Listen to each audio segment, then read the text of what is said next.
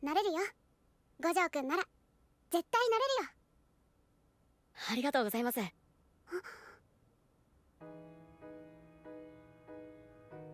五条くんってそんな風に笑うんだね。ちゃんと見るの何気に初かも。あれそうでしたっけ? Hello and welcome back to another episode of Castaway Anime. I'm NeonManta. And I'm Crunchy Bagels. And we've got bored talking about all of the winter 2022 anime, so now we're just going to talk about one winter 2022 anime, the best one. The only one that I am fully caught up on as of now. We'll be talking about Goddamn Dress Up Darlin'. Why is this show so good? It's way better than Alright, so real talk. When I got into the show for like binging the 4 episodes, well, I guess 4 isn't really a binge, but watching the 4 episodes for this podcast, I expected it to be okay. I expected it to be like, light 6, light to solid 6, maybe a light 7 at most. It's surprisingly better than I expected. And there were parts where I got genuinely emotional. I'm way more attached to the characters than I expected I would be.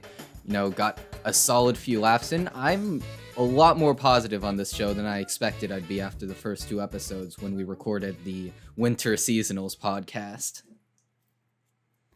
Yeah, I'm surprised by how much the show is just batting and firing on all cylinders. It's hitting all the bases. It's funny. It's emotional. It's well animated. It's got the great attention to detail on certain aspects that we'll dive into. And, it's making me laugh. It's making me feel. And I'm surprised that one anime rom-com is getting me to feel this sort of way. In recent memory, my favorite anime rom-com has been Love is War, which is impeccable. It's incredible. And while this one, it's too early to say what kind of tier it's on compared to Love is War, but if it's able to maintain this quality and the rate of progression that it's going at right now, it might eclipse it. I would not go quite that far, but then again, I also personally give Kaguya a 10 out of 10. So oh yeah, dude, I may like it. Oh, you give it a 10 out of 10 too? I gave season 2 in particular a 10 out of 10. Season 1 was a 9. Okay, well, I would not quite give Dress Up Darling near that level of praise, but it is still an incredibly solid show. The shows that I thought of personally while watching Dress Up Darling, the sort of teasing subgenre. You've got Takagi, Uzaki, Nagatoro, and also this show.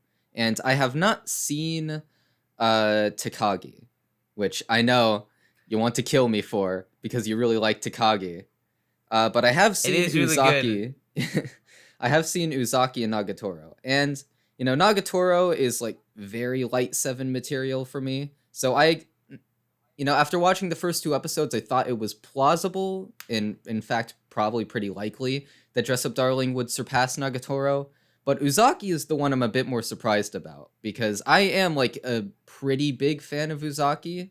I mean, the visuals make it near unwatchable at times, but, Uzaki, pretty good. This is better than Uzaki. This is the best of the teasing subgenre that I've seen so far. And it's not even that close. It was not a difficult decision to say this is above Uzaki. This is just clearly above Uzaki. I wouldn't go as far as to put this in that teasing subgenre you described. That's a pretty specific niche that shows like Takagi, Nagatoro, and Uzaki fill. And because Kitagawa isn't really a teaser. She will tease Gojo occasionally, but the show is not about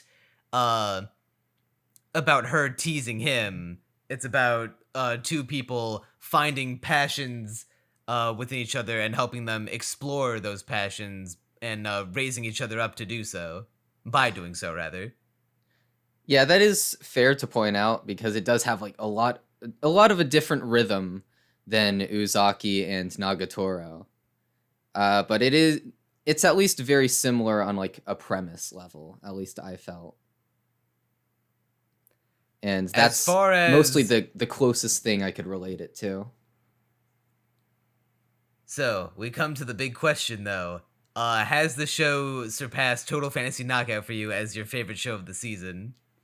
That's difficult to say just because I've seen only 3 episodes of Total Fantasy Knockout, whereas I've seen 7 of this. And so I'm not sure if Total Fantasy Knockout manages to like keep its quality going. But I'd say it could go either way. All right, so we covered the first 2 episodes of Dress Up Darling in the Winter 2022 podcast. Check it out. Card in the top right corner, by the way.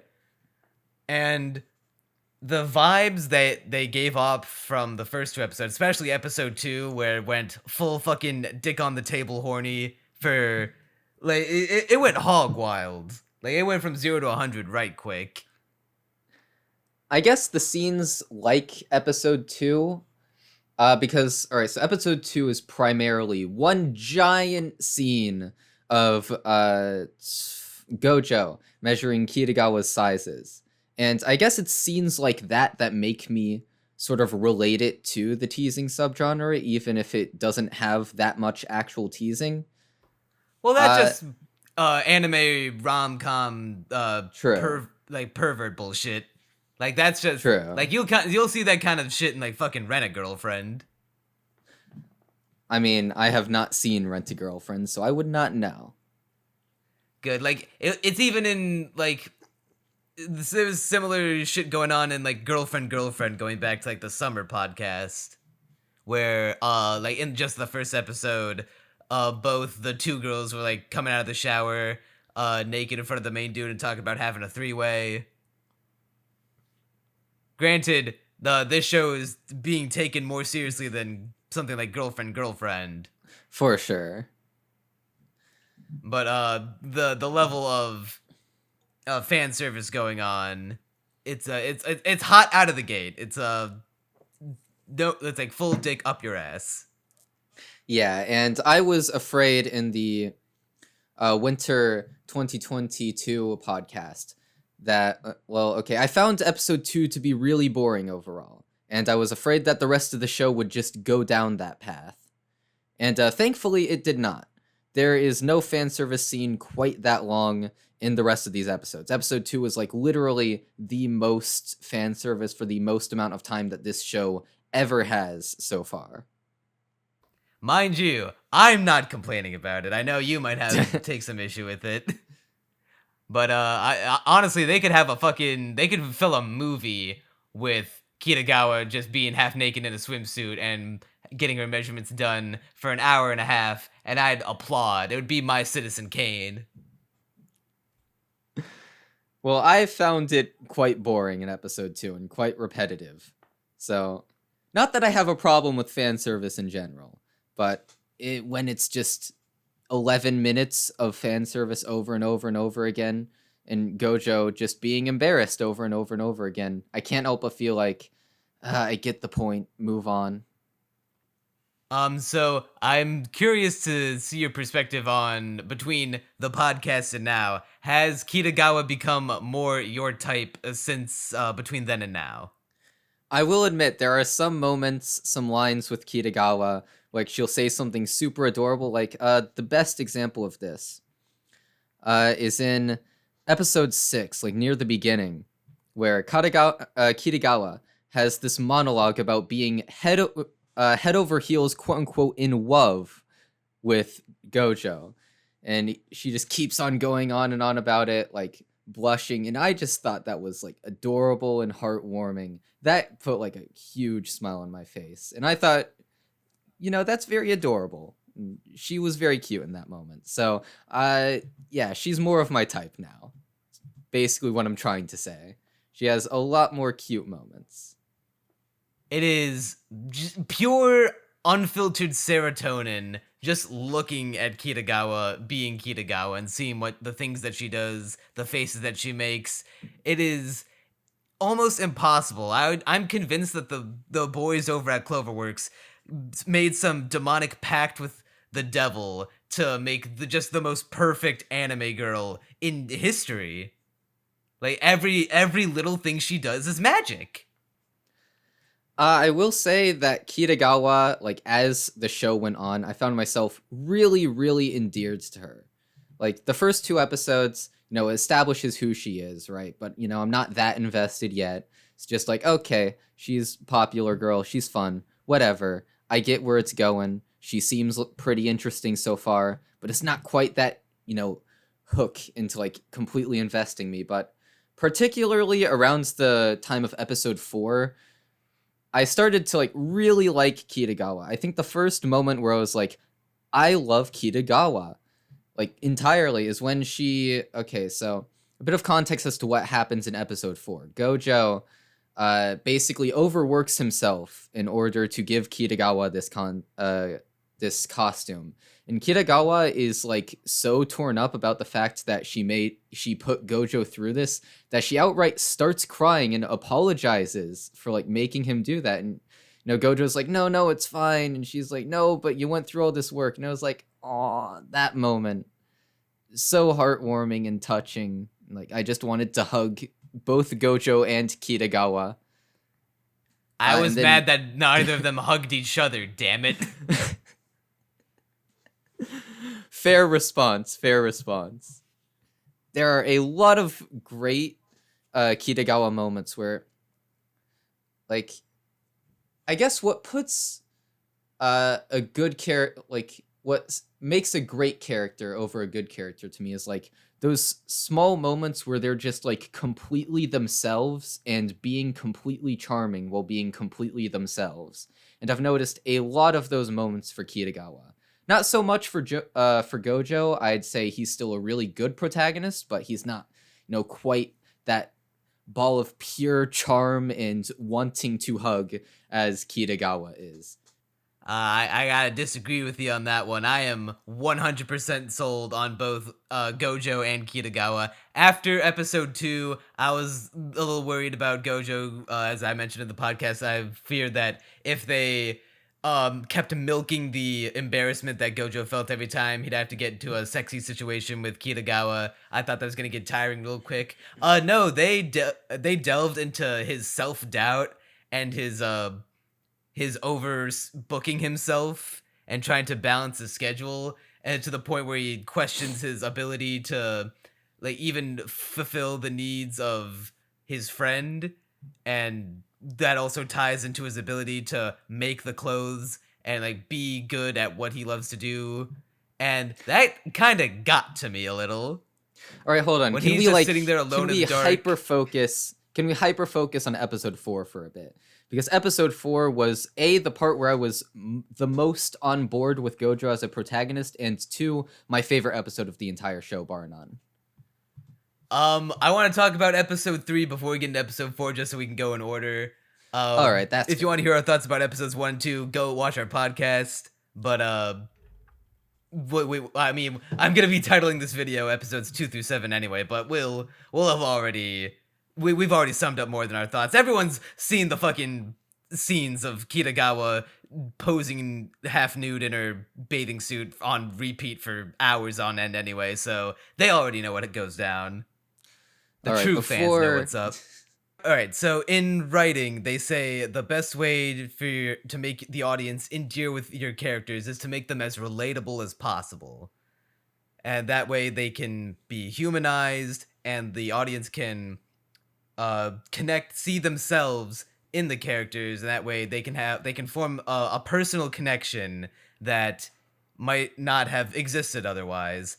Therefore, having Gojo coom at the mere thought of Marin Kitagawa is the most relatable thing on the planet. Therefore, Gojo is one of the greatest characters of all time. I rest the case. You know what? Fair point. So yeah, episode 3 starts off with Gojo just literally wet dreaming himself over Kitagawa. By the way, we need to also take this time to appreciate the art and character animation of this show, because Jesus fucking Christ. Like, back to what I was saying about the show being well-rounded. They can go from like sexy to comedic in like the turn of a hat. The characters can be like bouncy, energetic, and funny when they need to be, and hot as fuck when they need to be. Actually, a bit of and this isn't really a complaint since this is like a thing in every anime, but I did find it at least a little amusing, like how much better animated the first like 2, 3-ish episodes are compared to the rest. And once again, this is every anime. Like the first 3 episodes are like outright impressive when they're with their animation. Some of the later episodes are like, okay, this is just a normal well animated show, but still very well rounded overall. It may not be as impressive as it goes on, but it's still like way better looking than most anime, because most anime looks like Garbo. I would say that while the animation might take like a slight dip in quality, it's only because they don't go for the full on beautiful character cuts as often as they do in the first several episodes, but the art is consistently gorgeous. Like there's Yeah. never a time where the character art looks bad. I never looked at a character once in the show and was like, "Ooh, that looked ugly." The ugliest art thing I is noticed in definitely this the most show, consistent. yeah, the ugliest thing I ever noticed in this show is that there's one part in episode 3, I think it was, when they're after they're done shopping and they're walking home on the street. There's a shot where I think they couldn't afford to paint a new background in time, so they put the characters at normal resolution and like in a mid frame shot, middle distance of their just a waist up. And the background, I think they just zoomed in on it instead of drawing a new one, and you can count the pixels. The resolution is so bad on that background. I'll post a picture of it on the video right now, but it's the one time in the entire show I looked at it when I looked at anything in it and went, "Ooh, that looks ugly." NeonManta, I am going to applaud you for just giving yourself extra work. Congratulations. I feel bad for you. Oh no, I have to screenshot one scene of an episode that I've already screenshot. Oh, you already have put it it into screenshot. Okay, never yeah, mind. because it's the only time I noticed something that looked off in the show. And I have to put the photo on the premiere timeline. Oh god, the this slave is labor. Breaking labor. Oh no. But episode 3 is admittedly the one that I remember the least of all the ones that we're talking about, just because, I saw episodes 4 through 7 today, whereas I saw episode 3 like a day or two after it came out, and then just sort of stopped watching the show for a little while. When did you watch episode 3?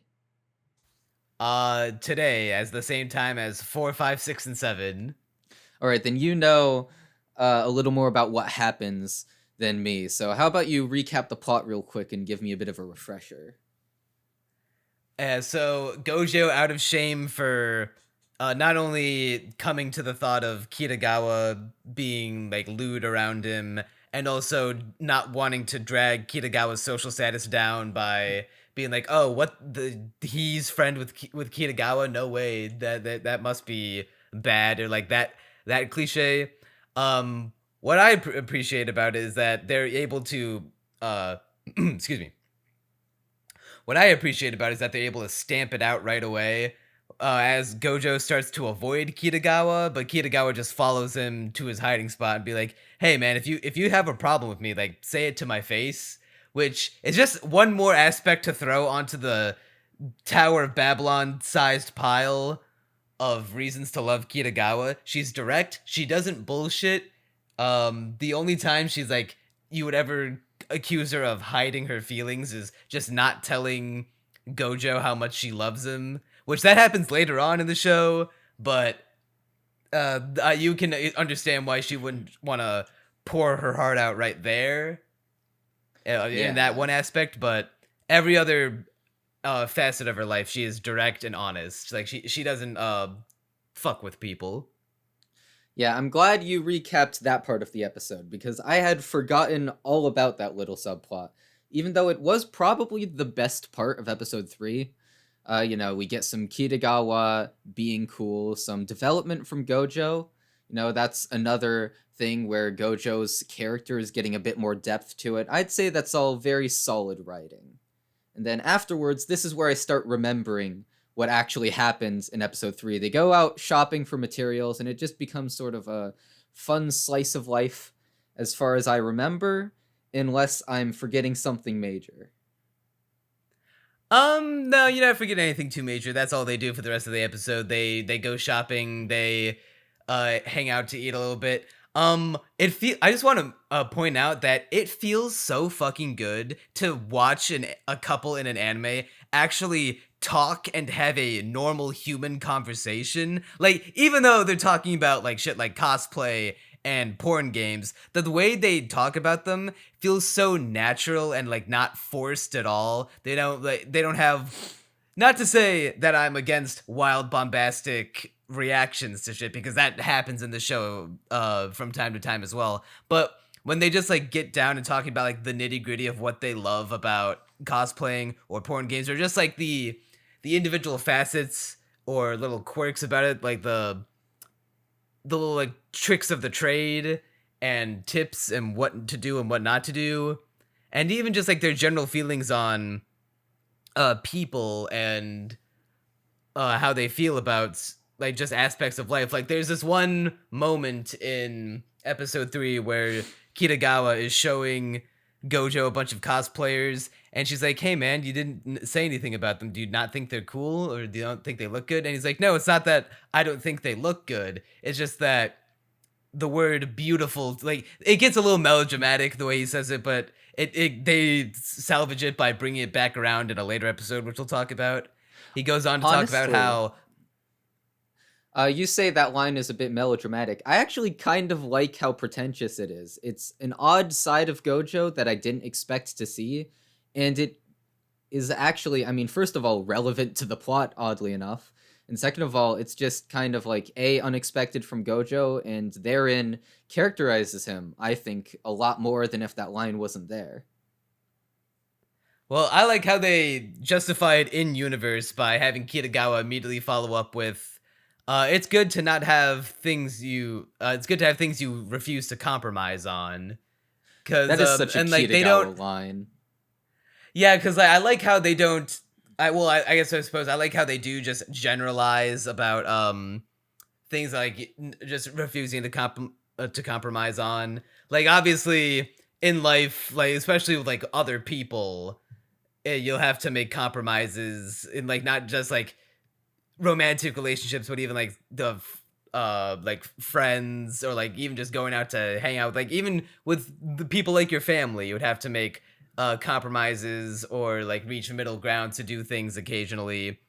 But it's nice like to have like, you know, it's something as ultimately like maybe even insignificant as where Gojo describes how he feels about using the word beautiful around people, or things that he would describe as beautiful. Something that maybe as ultimately as insignificant as that, the something that he refuses to compromise on.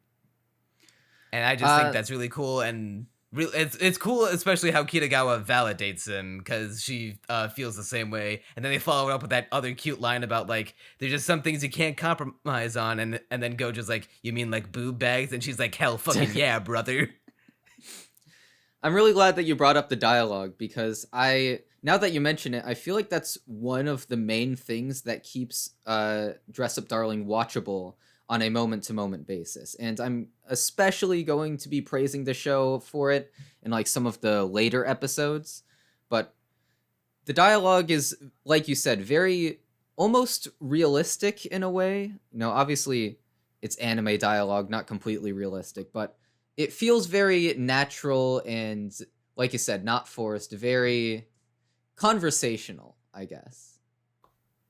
Yeah, conversational is a good way to put it. Doesn't it just feel like a weight is taken off of your back and shoulders to watch an anime couple that you know is going to be, like, especially in a rom-com that you know are going to get together at some point? Doesn't it feel great to watch them talk and interact and not fucking like misunderstand each other on a 24/7 basis? To just have them be direct with each other and like acknowledge things that the other is saying. It sounds weird that I have to praise it like this, but in a genre, in a medium where that shit is the exception and not the norm, it just feels good to see. Like, literally the only time there's a miscommunication between the two is about the date of the event and like Kitagawa's expectations of being able to go to it on time, and that is entirely like plot focused. Like if that misunderstanding was not there, we would not have the emotional crux of episode 4.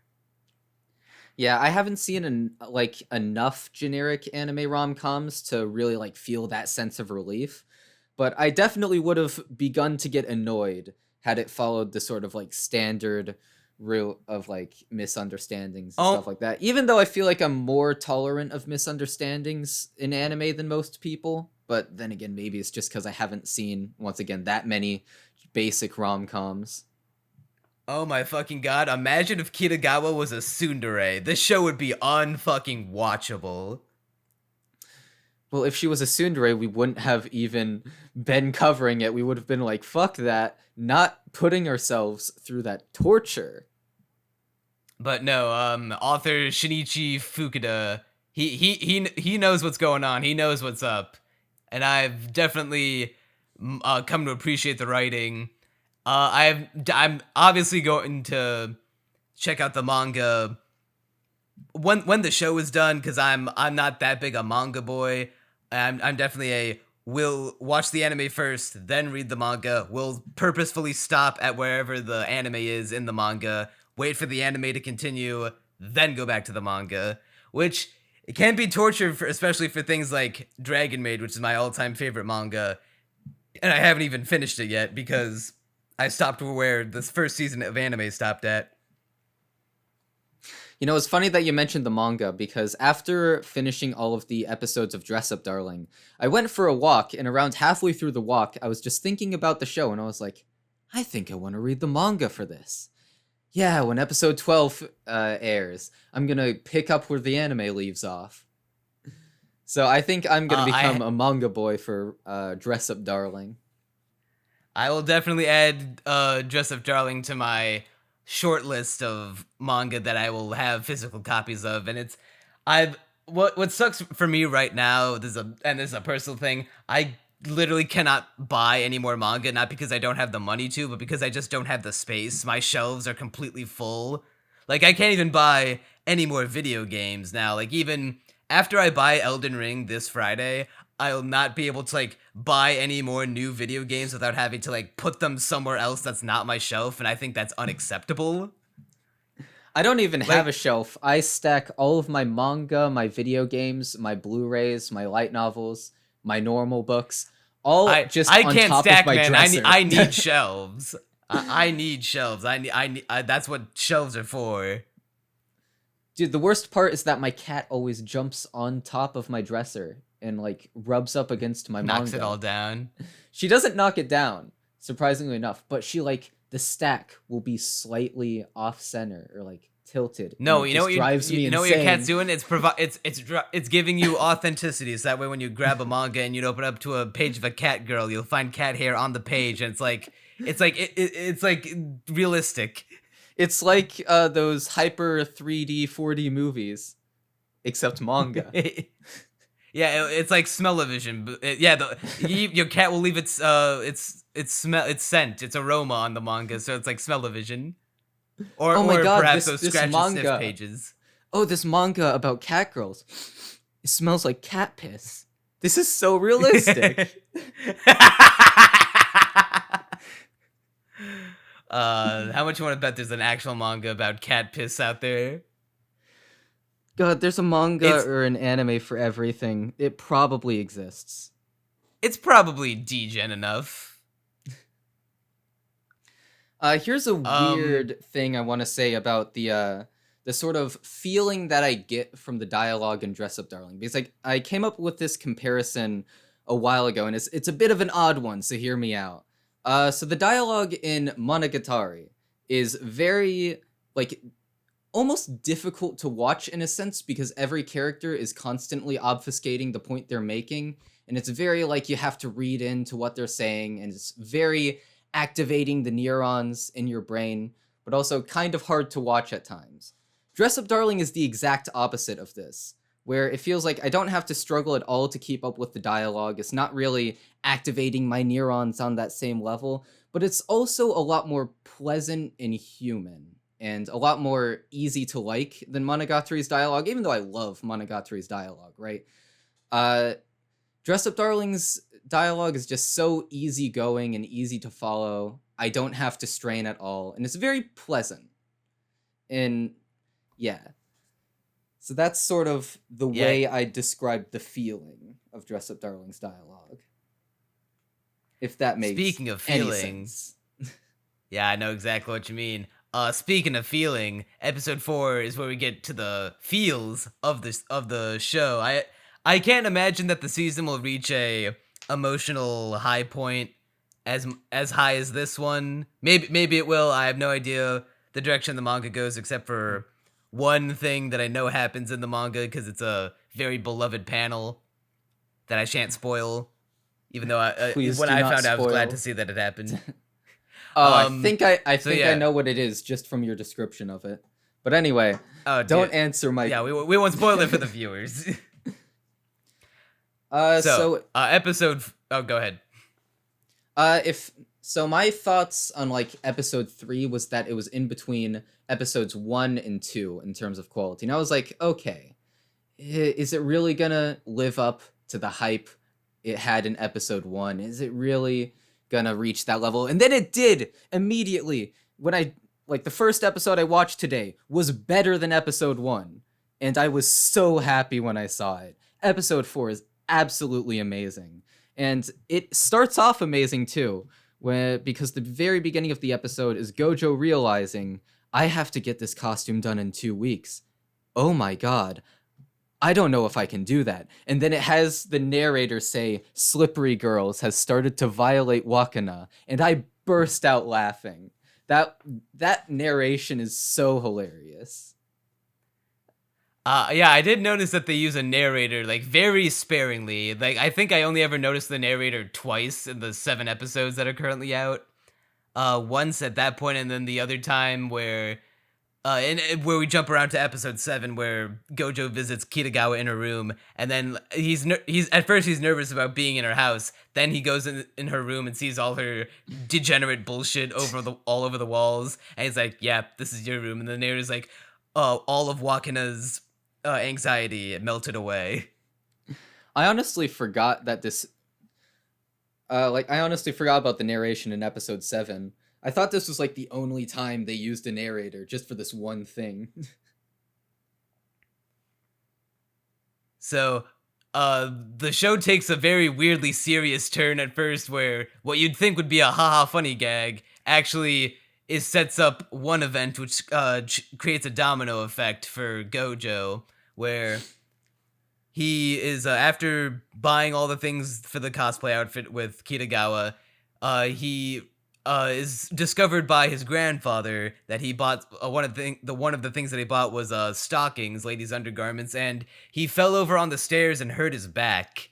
And at first you'd be like, in literally any other anime, this would just be a shocked, funny, haha reaction. No, this motherfucker goes to the hospital because of that. All right, admittedly, when he falls over because of the stockings, that's not really all that funny. But when it hard cuts to the hospital, that had me laughing even harder than the narration. Like, the beginning of this episode is very funny. Admittedly, the conversation afterward, I found it funny when it hard cut to the I was gonna hospital. say I don't think they were going for comedy. I think they were actually trying to like stack the weight of. Well, hold on. I'll like get the to pressure that. on Gojo's shoulders, Because you are right there. I think the hard cut to the hospital was meant to be a gag just because of the way it was timed. But the conversation afterwards at the hospital is definitely supposed to be serious, at least on some level. And admittedly, it's kind of hard to take it seriously just because of A, the context, B, that smash cut to the hospital. But I also don't know how they could have done that conversation better, essentially.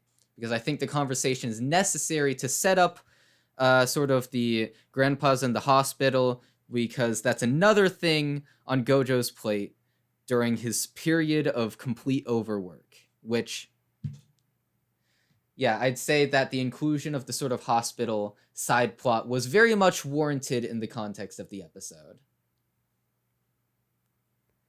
Yeah, and then to stack on to his issues, we see that not only does he have to balance seeing and taking care of his grandfather while he has an injured back staying with his at his cousin's place, he also has to deal with midterms at school. And then this is where we get to the very relatable part of the episode. Yet another relatable facet to Gojo, wanting to work on a personal project, but life and its many expected and unexpected events will get in the way, and will do like everything. It seems like the fucking universe will conspire against you to keep you from working on your project. Yeah, I related a lot to this episode. Like, okay, near the beginning when I was like, oh, is this going to be an overworking arc? I was like so excited because I was like, yes, I need this. I can relate to this so heavily because I've had new deal for animation, by the way. because I have had many a sleepless nights caused by editing a video for 10 hours straight. I can relate to when Gojo is like working on the costume in the dead of night and then, you know, goes to sleep immediately, like goes to school. It was I've also had moments.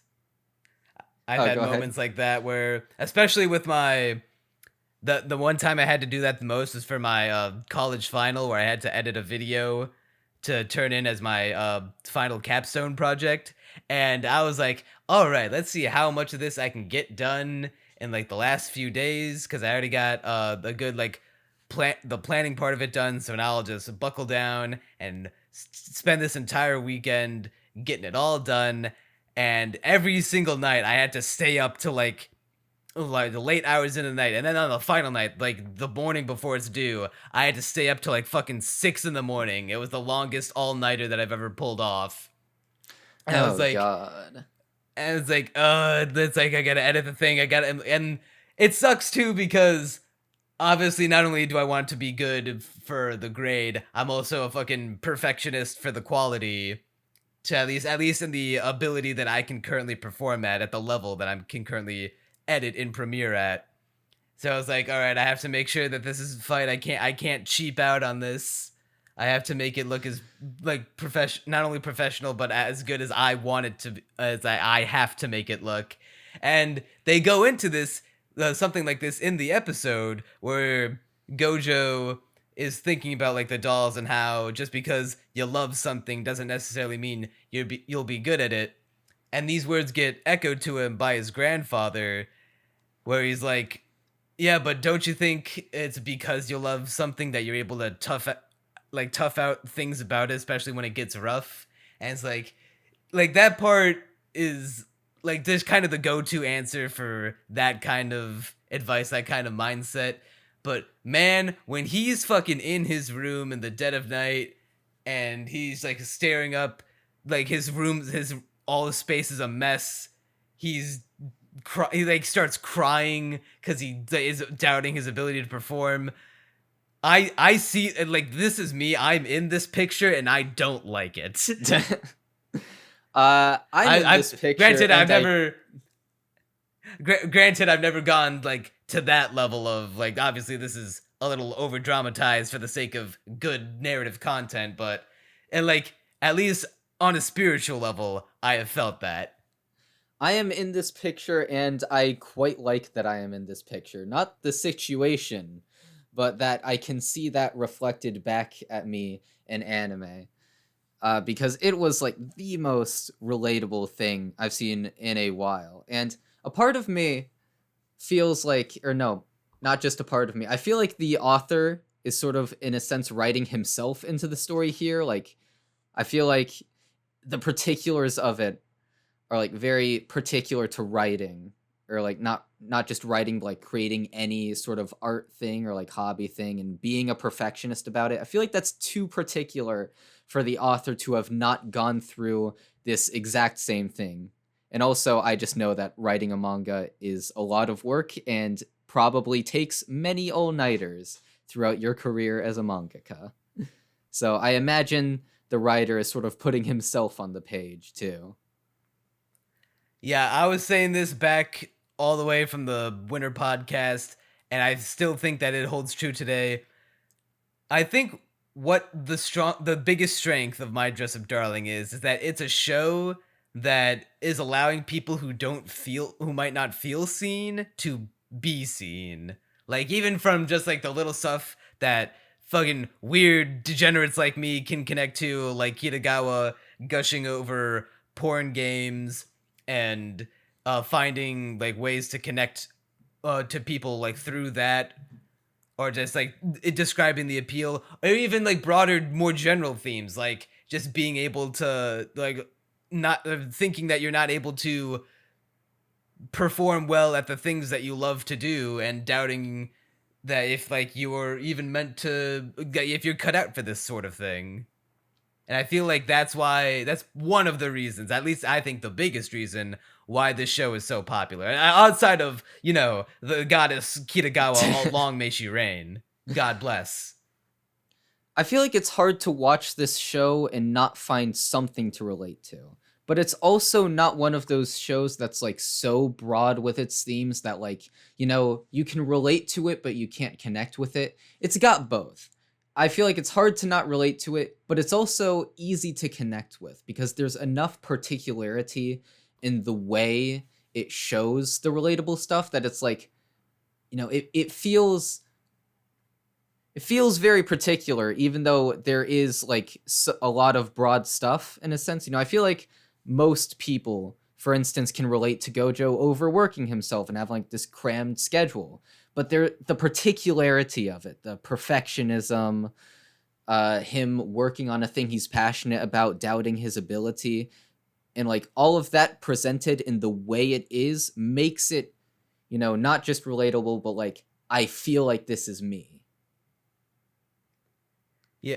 Another moment that just like stacked onto the I'm in this photo and I don't like it is that moment where he's in the Hina doll shop and he gets a call from one of the customers who wants to schedule a tour of the shop, and they have to do it by tomorrow because they have a guest visiting from France, and they can only do it that day and not another day where Gojo is free. And like you can see him, like, he, as much as he wants to get to work on the costume, and like he also has to balance going to see his grandfather and studying for midterms all on top of this. So him, but being too much of like a pussy whipped bitch to Hina dolls and just generally other people's needs, putting them above his own.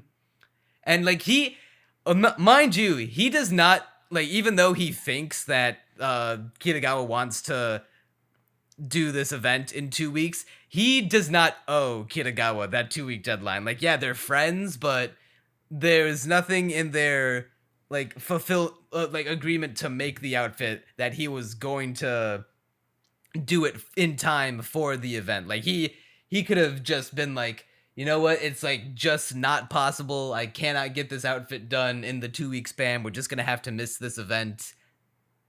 But it's like, and what brought him back from the brink was during that flashback when he's talking with his grandfather as a kid, and his grandfather's talking about how, doing the things that you love, you tough it out even when it's rough because that means you love it.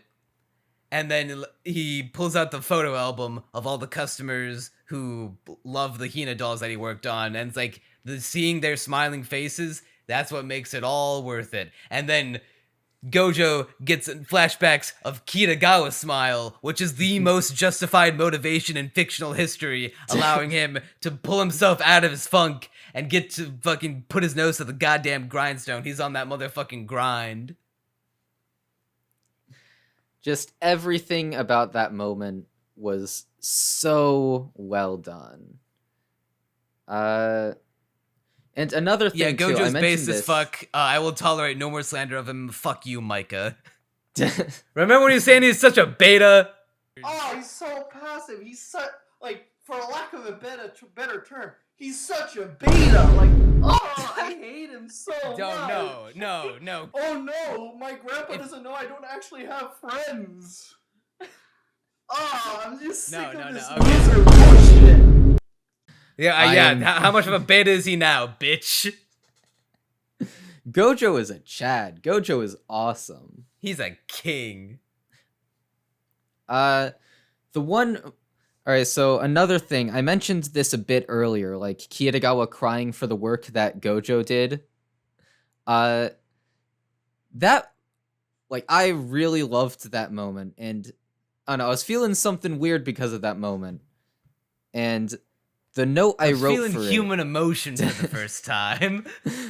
Yeah, the note I have is Kitagawa crying for the work Gojo did is fan service on some whole new ascended plane. Holy shit, I needed that. And what I mean by that is that, like, you know, obviously I'm projecting myself onto Gojo a little bit.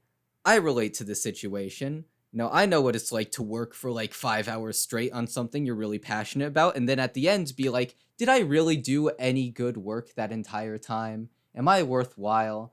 And then just Kitagawa showing nothing but appreciation for the work he did to the point where she's Validation. crying.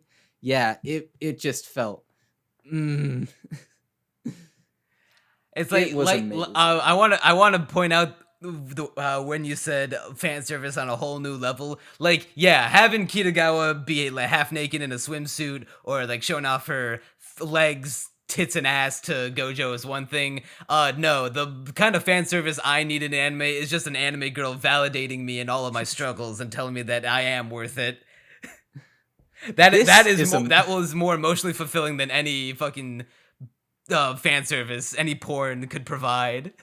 This is emotional fan service. This is fan service for the soul. I need my eyes to cry right now, not my dick.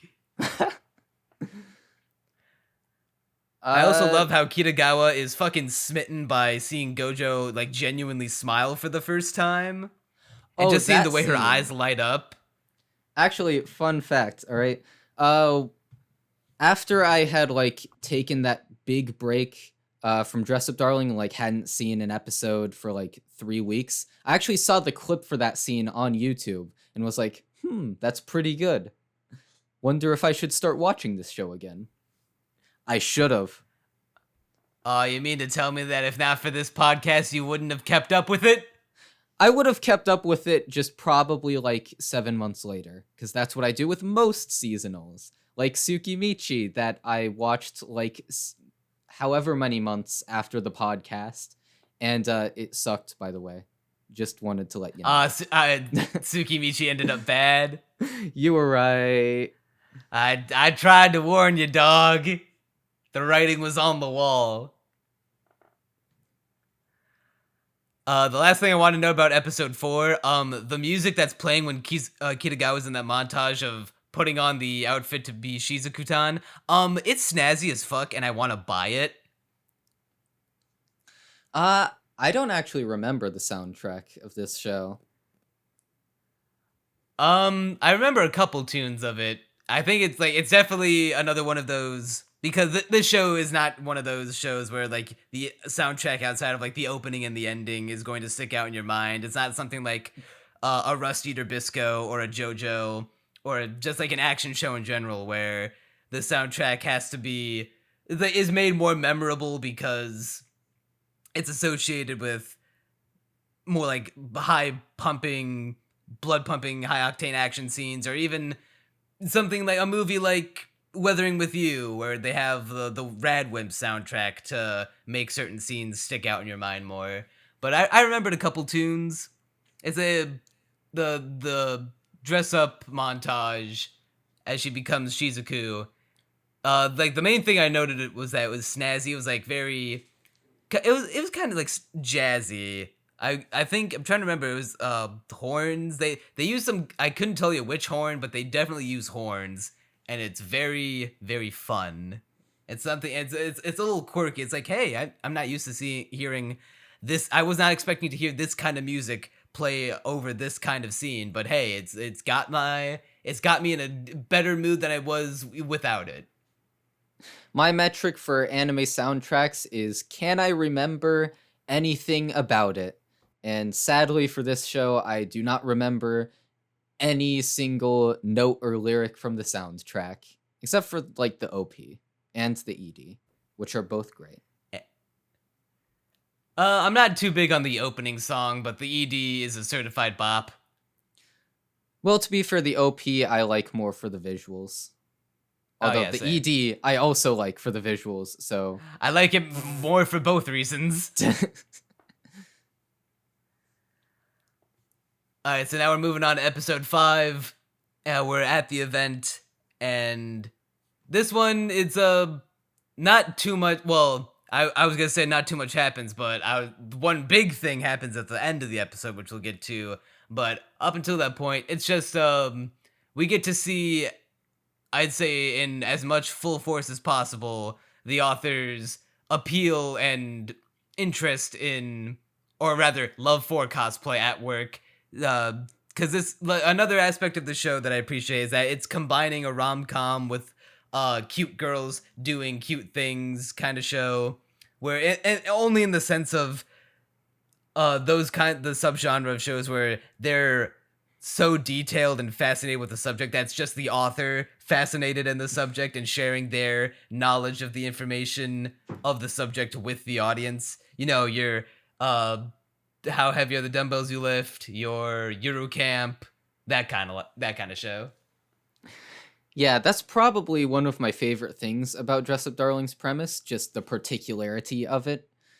Episode 5 was the main thing I got from it was that it was the perfect falling action from the emotional sort of weight of episode 4. It was a very relaxing, very sort of slow-paced episode, but alright, so remember what you said way back in the winter podcast about Akebi-chan's sailor uniform, that despite being slow-paced, it was like, you know, you love everything the show's doing and it's very relaxing. That was how I felt. Like 10 minutes oddly, and it feels like 10 minutes goes by in like 20 minutes. Yeah. Or rather, other way around, rather. Other it feels way around, like 20 minutes of time. It's like, oh man, I've been watching this episode for so long. Wait, it's already been 22 minutes. It feels like it's only been 10.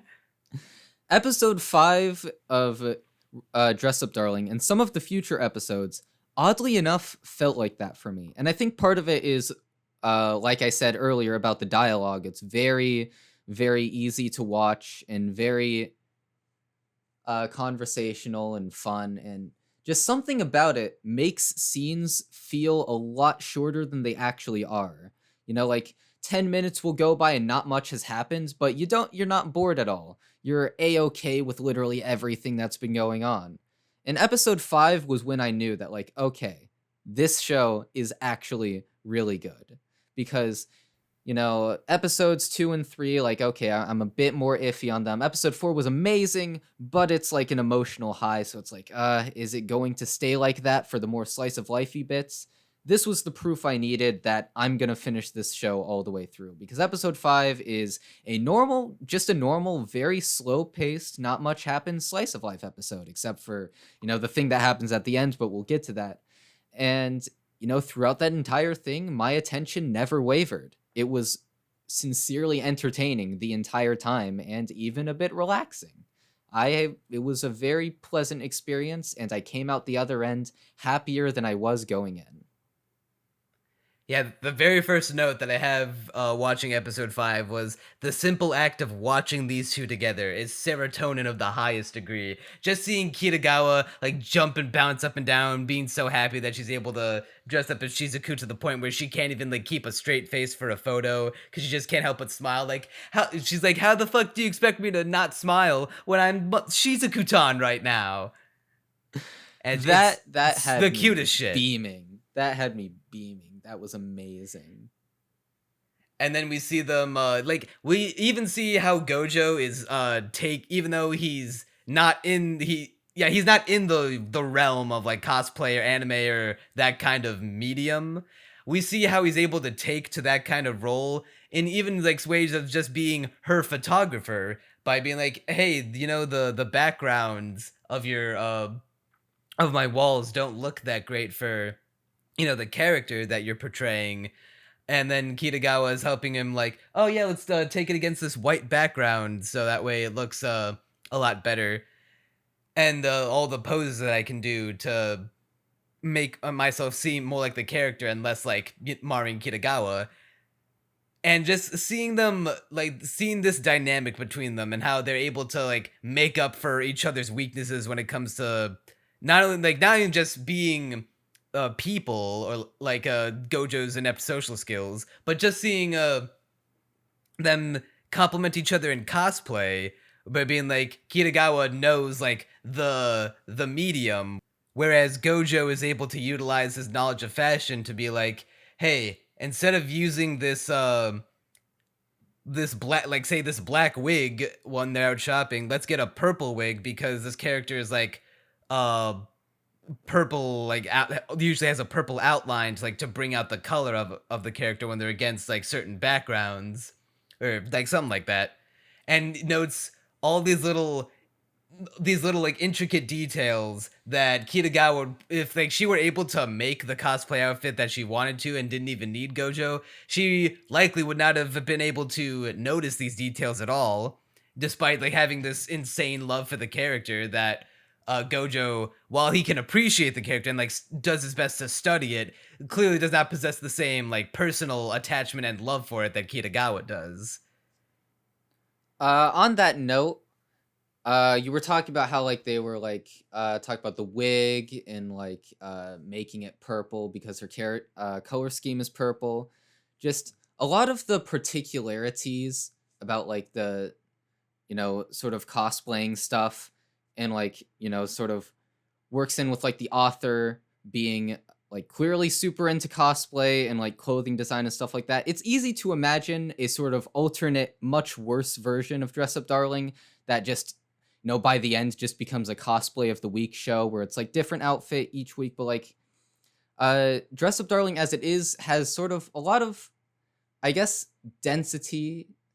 I don't think that's the right way to put it, but like, I guess a bit of a level of how do I detail want- and like yeah, detail. There we a go. note for the like an appreciation for the finer details that you can tell that the author actually cares about the subject matter and it didn't just like read something off a Wikipedia page and like it isn't just doing this to capitalize on like the cosplay market or some shit like that. Yeah, and it ends up also working its way into like the characters' interactions, and it just feels almost, once again, like it works into the sort of like conversational nature of the dialogue, and I just really like that sort of like, I don't know. Yeah, But- and seeing Gojo like get so into it, especially like as he's taking the photos and be like, yes, you're really Shizuku-tan, like almost like he's like a model photographer now, even though they're just taking like smartphone pictures in their in their little apartment room in their bedroom. But it's like so cute because you see Gojo. I have no fucking doubt that Gojo will maintain his love for making Hina dolls, but then also find himself in another calling of making full-blown outfits like this. Like maybe he'll even be a costume designer at some point in the future. I wouldn't be surprised with how much he's like enamored by making these outfits. I could see that happening. And speaking of the cosplay outfits, another advantage that both the author and Cloverworks have using Kitagawa and her love of cosplay is that they can both use her as a vessel for these multifaceted character designs where at the end of the day it's still a base character that they're modeling it off of, but they're, as you can see mainly in like the opening where she's going through all her different outfits that she'll have for the series and how she'll look throughout the rest of the season. She's got so many good, like all the outfits that we see her in are good character designs. Like her as like Shizuku could have been a character, is like looks authentic. Like she could be a character in another show, but the fact that they're able to like utilize this really well detailed and beautiful character design for like just use it as just a design in this show, because Shizuku's not a real person, like not even in the universe of My Dress Up Darling. She's a fictional character, and the fact that they're able to just use like just the design of her as a cosplay outfit for Kitagawa, just to, almost like a flex at this point, to be like, yeah, we're able to have this already top tier character design, dressed up as this non-existent top tier character design, just cause, and we'll have her do like 4 more but before the end of the series, just cause, no big deal. Kitagawa's character design has grown on me a lot as I watch the show. Bro, the fan very art well has not designed. stopped. My time, I can't go a day without seeing Kitagawa in some way, shape, or form invade my Twitter timeline, and I ain't complaining. I thank God every day. I mean, it's better than most of what's on Twitter. I have And, not seen most of the fan art just because I do not use Twitter. Bro, all you gotta do if you ever decide to go back to Twitter, just filter out, take the advice that Best Guy Ever does. Geolocate yourself in Japan, so that way you can only get Japanese trends that you can't read, so you can't be bothered by any of the trends, no matter what they are. And I just actually follow did the that people once. that you like. I have another note about appreciating the artwork of the show. I was talking about back in the podcast the top tier boob animation on Kitagawa when she was in her swimsuit. Once again, I gotta praise it. Not only every time she's like fondling her tits in appreciation of her boob bag, which she can't stop cooming over, but when they're in the event hall or whatever on the stairwell, cooling off because Kitagawa gets really hot in that black outfit in the sun, and she's like, I can't remember if she was like wiping her chest with the towel, but I think she was like leaning over, or something like that. All I can remember is like as she's like she was loosening the choker and the tie around her chest, around her neck, and her tits bouncing back and forth. Like, not only as smooth as fuck, like that's another one of the top tier animation cuts that I'm glad I'm both laughing at and glad that they reserve it for the fan service. There's like, once again, the attention to detail, so specific and immaculate. Someone at Cloverworks got paid to draw and animate that little puddle of sweat in between her cleavage, and I fucking salute that person with all my heart and soul. I dream to one day have that kind of profession where I get paid to do that shit. That had to be in the story. Someone had to, I don't know if it was in the manga, but someone at least had to storyboard that shit. Someone had to draw it, ink it, color it, make it move. It's beautiful. It brings a tear to my eye.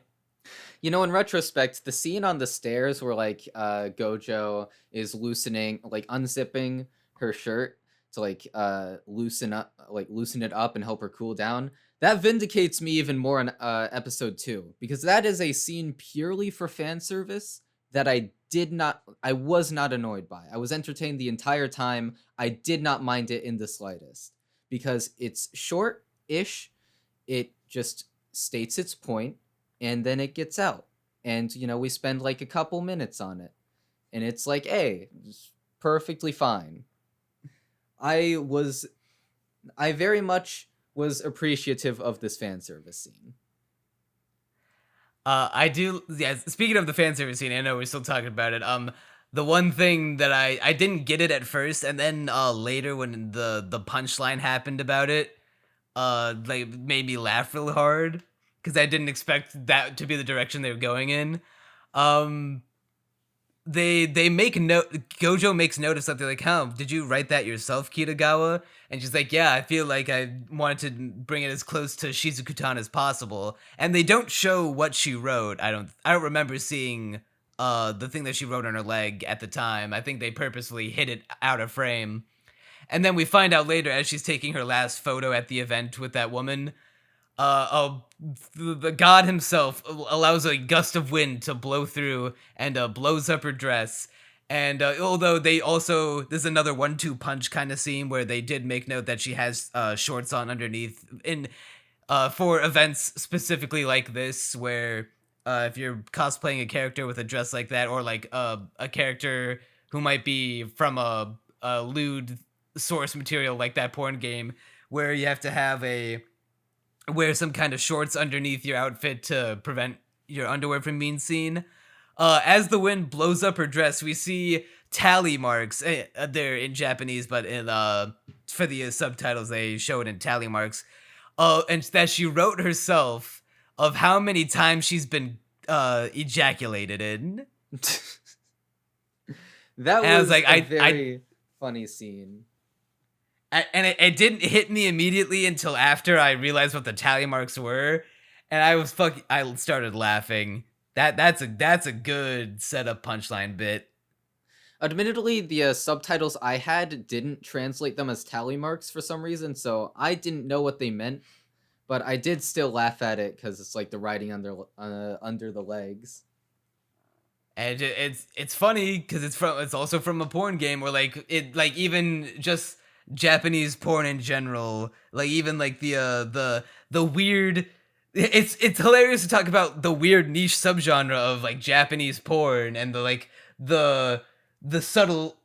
It's weird to even say it's subtle nuances. It's just like the weird things that they do, like those art pieces where they write on the character, usually the girl's body, and like marker of like cum slut or put dick here or free anal or like some shit like that. Or usually they'll have the tally marks of how many times they've been cummed in. And the fact that she went the distance to just write that on her leg, like even though that's completely out of anyone's normal field of view, no one will know that she has that on except for the people that she will directly like lift her skirt up for, or even just herself. But it makes her closer to Shizuku-tan in her heart, so that's why she did it. God, that scene gave me Kizukawa flashbacks. Be honest, I don't know what that is. Whatever. I'll just hope some people listening know what I mean. I can only assume Kizukawa is like short for something. Hanakawa from Kizumonogatari. There is a scene where her skirt gets blown up. Naturally. I like the one moment on the train where, as they're talking about other characters that that Kitagawa wants to cosplay as, she mentions, "I have at least 50 number one favorite characters." It's just one more little golden nugget of Kitagawa being like, "Yep, this is the kind of person she is, and this is good characterization." And then we get to the big boy. I would say the best scene of the entire show thus far, even though like it's not as emotionally resonant as the episode 4 scene of Gojo in his room, but as far as like directing, storyboarding, writing, this is mostly a Cloverworks pulling the heavy duty lifting here rather than the manga, but this is what makes My Dress Up Darling the anime a good anime adaptation of the manga, and I think it will probably end up being the objective superior, well, the superior way to consume the product that is My Dress Up Darling. So Gojo's nodding to sleep on the train, and Kitagawa's talking about all the other cosplayers and how great they looked and how beautiful they looked. And then Gojo, right before he falls asleep, the last thing he says to her is, "I thought you looked very beautiful, Kitagawa." And then the music slowly fades out.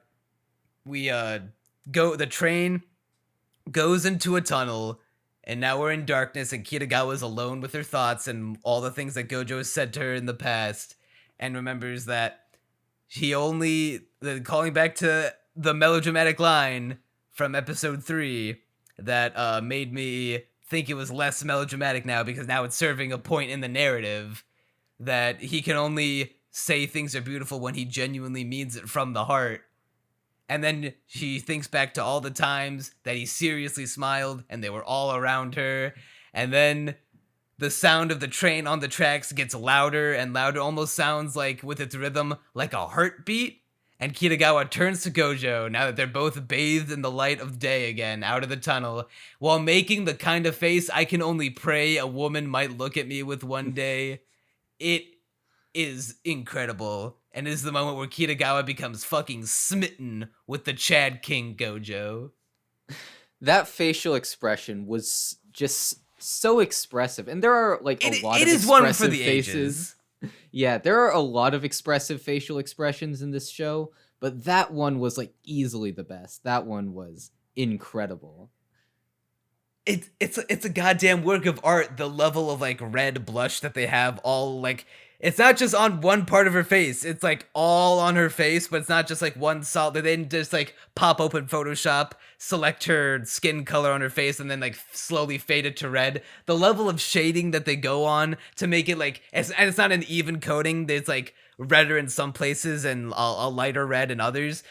And the way their eyes are positioned, her mouth, her hair, the angle that which she's in, it is immaculate. 13 out of 10. You know, they reused it at the beginning of episode 6. I wasn't even upset. That face deserves to get reused. It could destroy the continuity of every single episode for the rest of the series to open with that. I'd thank Cloverworks for doing that, for being like, thank you for my weekly reminder that this work of art exists. Yeah, the ending of episode 5 was amazing, and the episode as a whole is also amazing, and that was the moment where I was like, yep, this show's good. The one fear that I had coming out of it, because I had seen this clip before I had watched all the episodes. I had been keeping up with the show mainly through seeing like clips shared around on Twitter and YouTube. And I was like, this is the one where I was like, oh yeah, we need to make this a fucking podcast show. Or at least one where we talk about on the podcast. But I was going to watch it regardless. But in seeing that clip, the only fear that I got out of it, the little residual fear, was that, is this where they tease the romance, but they're not going to like, delve into it until much later? No, the very next episode, Kitagawa is explicitly in love with him. There's no minced words, there's no mixed signals. She is outright in love, wants to be his girlfriend. You know, I feel like, I guess we're moving on to episode 6 at this point, but I feel like a lot of shows try to be sort of like subtle with the romance and not have them just like monologue it to themselves. But there's something really refreshing about Kitagawa just go on a rant to herself about how much she is in love with Gojo. And it's great for the audience because we don't have to worry about a fucking will they, won't they for 100 chapters or like 3 seasons. Like, sure, they probably won't get they probably won't get together actually for a while, but at least we know that they're not gonna tease, they're not gonna toy with the idea that maybe they like each other, maybe they will end up liking each other. Like, it's like in fucking Nisekoi, you can throw all the other side girl characters at the main dude you want. We know for a fact he's gonna end up with Chitoge or Chitose, whatever her name is. So don't try to act like she won't. And now here comes My Jessup Darling, episode 6. We're only going to be like halfway through the first season at this point, assuming there's more seasons, which praying to God there will be. There probably will be. Now we know, like, and what chapter would this be in the manga? Would this be like, what, volume 2, volume 3, chapter? We're in the 20s at this point, and we know for a fact that there is a mutual love between the two. It's definitely more explicit on Kitagawa's end. Gojo is definitely attracted to Kitagawa, but it may not be a full-on romantic thing, but he is definitely not against the idea of being her boyfriend, whereas Kitagawa is not only wants Gojo romantically, she kind of wants him sexually too. Which there was that one line at the train where she was like, what if we did something dirty? Ooh. And she gives the fucking bedroom doomy eyes to herself in the window. So another thing that I just like about the monologue is that it's just endearing. It's just fun seeing her blush and be like, oh my god, I love him so much. It's really, really solid, charming characterization. It just makes me want to hug Kitagawa that much more. She's great. Episode 6 was when Kitagawa... I mean, you've been calling Kitagawa a goddess since episode 1. This is about the time where I started to consider using the term myself. I used to be an atheist, and I watched episode 6 of Kitagawa, and I realized that there is a god, and God is a woman. Kitagawa Ariana Grande was right!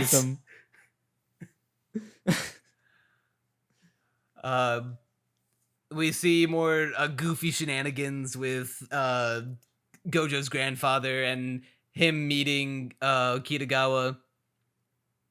I do appreciate the once again the character animation is on point.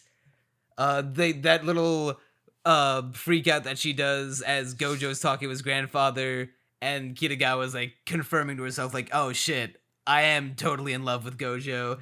And she's like doing all these motions with her body, like double taking and biting her lip, and then that little fucking flutter she does with her arms as she like ascends into the air because of how much she fucking loves Gojo.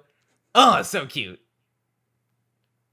So then after that, we get to this scene where the grandpa like finds this girl in the rain. Her name is Shinju Inui, and she is here to basically she Sajuna, mind you. Sajuna? Shinju is the Wait. sister. Wait, hold on. I was on. Oh, it is Sajuna. I had the entirely wrong character. Okay, never mind. Uh-oh, fake Sajuna fan. Inui. Fake fan. Roast some comments. And so Sajuna Inui gets taken in, and Gojo finds her, and Sajuna wants basically Gojo to make a costume for her, a cosplay. So, what did you think about Crunchy, Sajuna? once again, you're underselling it. You Yes. glossed over the fact that our introduction to intentionally- Sajuna is I her stark intentionally- naked and soaking wet with Gojo. Now, like, not even a minute, not even 60 seconds pass, and he's already seen her pussy. Am I the only one who got legitimately mad at the fact that Gojo saw Sajuna naked before Kitagawa? No. Well, I was half mad at that, but then, I was too busy being distracted by this Sajuna's literally perfect skin. Thank God, by the way, that they immediately clarified that she's a high schooler. Legal lolly for the fucking win. What are your thoughts on her character? Because I have some choice words. As I was watching the show, I was like, she seems like the kind of character that Crunchy really enjoys. Like, if only for the facial expressions that she makes, whereas Kitagawa will have like the all her character facial expressions will be one of, she can be cute, but she'll like either be like cute or sexy or comedically a mix of both, perhaps. Whereas Juju on that beat, she's usually just either cute or like a variation of cute, or like she'll be embarrassed and cute, she'll be like mad and cute, she'll be she'll be like despondent, or like my favorite expression that she's made thus far is when I'm jumping ahead a little bit, but is when Kitagawa and Gojo bring up that they'll pay for splitting the photo studio that she wants to rent, and they immediately, like, at first she's completely against wanting to do a group cosplay with Kitagawa, but as soon as she says, I'll help pay for the studio, she, like, her face, like, tenses up and, like, goes into, like, a little potato morph, and it's like, and she's, like, immediately motivated by the idea of saving money, like all young people are. I guess in the sense that she's like cute as opposed to sexy. I mean, I guess you're right, as in that's more my type. But I don't know, man. I didn't really like Sajuna's personality, and I was very, very much not pleased with her presence in the show. It doesn't help that her introduction is just Gojo walking in on her naked, which is like, okay, this is the type of show where you expect that cliche to be in, but it's still the cliche, and it's still, I mean, I guess it's better directed than most iterations of that trope, but it's still not good. I know that she is, at least in the eyes of the show, legal, because if you're in an anime and you're in a high school, then you're legal by anime logic, but I'm still genuinely surprised the amount of flesh they showed, fuck, I was gonna say Sajuna, when Gojo walks in on her, there's, like, the towel's barely covering anything, like, all, like, because it's also because her tits are so small, because she's supposed to be the small GF, that, She's got like the porcelain silky smooth skin, the full tummy's on display. Like her tits are so tiny that like they're practically all in full view, just barely covered by the towel around her head. The expressions she makes though, while she's flustered, are very cute. Yeah, her expressions are nice. And the one shot where like the in between of her legs is covered by his pupil, that is kind of inventive. But I don't know, man. Her personality is like a very basic and uncharming iteration of the like bratty legal lolly type of character. And it's like I'd prefer like I like that trope when it's done well. Like Futaba Igarashi, Eris from Mushoku Tensei. What are some other iterations of that trope? I can't think of any off the top of my head. Would you describe Sakura from New Game as that kind of trope? Sakura from New Game. Wait, how am I not remembering who Sakura is? Alba's best friend? Oh, Nene Sakura. Nene? Yeah. Not really. Nene's just more of a brat. Whereas like Sajuna is like very she's very judgmental, very aggressive. Try literally blackmails Gojo. Like she's more of the like harshly aggressive, maybe aggressive isn't the right word, but she has a lot more bite than Nene ever had. I'm not sold on. I'm like obviously I'm not. Well, I shouldn't say I'm not sold on Sajuna yet. Well, I'm not like invested in her personality the way I was immediately invested in Gojo and Kitagawa from episode 1 of this show. But they haven't fleshed her out yet. It's only been like 2 episodes, and she's barely in the 7th one. She's in it for like a third of the runtime, and then she's only in like half the runtime for the 6th episode. She's altogether she's got like 1 episode of screen time collectively. And while she's been already objectified and already made the source of a bunch of cute and hilarious reaction images, which the show is a fucking gold buried sunken pirate treasure mine of, I'm not into like I'm not invested. I'm willing to like see. I'd like her addition does not bother me, but I'm just not 100% on board yet. I'm not like, oh, that's my gal. Her addition actually does bother me a little bit, and it's hard to put into words because it's like, you know, there are characters who are objectively like even more of a bitch than she is. And normally I don't mind that much of a bitch. I mean, she's judgmental. She literally tries to blackmail the main character, even though he did nothing wrong. That's well, the joke about that though is that that's immediately followed up with, wait, how did you know where I lived? And she's like, oh, I may or may not have stalked you home from that event. Haha. Yeah, whereas, that like, was she could funny. just as easily go to jail for stalking him. Yeah, that was funny, but it still doesn't also like, make her any. Bro, it's hard for me to give Sajuna too much shit where immediately after the shower scene they put her in an oversized shirt. Like, come on. What do you think? Anime girls in oversized clothing? Come on. What the fuck do you think I'm going to do? I did notice that, and I did like the oversized shirt, but I don't know. Once again, it's hard to put into words because it's more of a visceral feeling, but something about her puts me off, and I was thankful that she didn't have much screen time. Is there anything else I want to say about her in the episode? Kitagawa reveals that she eats greasy fried shit every day, yet somehow maintains her 12 out of 10 figure, confirming that she has to be some kind of eldritch monster. That was a really good gag.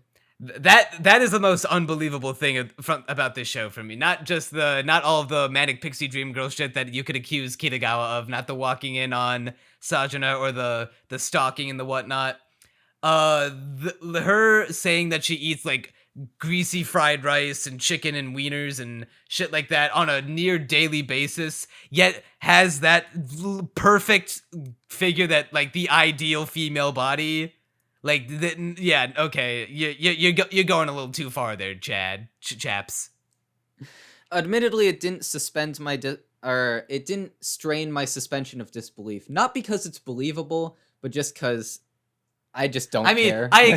I comedically exaggerate a bit, hence the Eldritch Monster gag, but I just, like, you can't be piling on the literally perfect woman shit too much like this. Like, imagine having a girlfriend who, like, eat all the same greasy shit that a guy would typically eat, yet she doesn't become a fat fuck from it. That's just not fair. That's just setting up unrealistic standards for women at this point, for guys. Something I just remembered that I wanted to say. It's kind of about Sajuna again, so I guess we're treading back. But the reason why her interactions aren't completely completely insufferable for me is mostly because of Kitagawa and her like reverence for Sajuna. That was so entertaining that I almost forgot how much I didn't like Sajuna. Basically, Kitagawa carrying this show once again. It's funny that you mentioned that, because while having seen the clips of Sajuna before I'd even seen the full episode from stuff like Twitter and YouTube, watching episode 3, they did actually bring up her as Juju.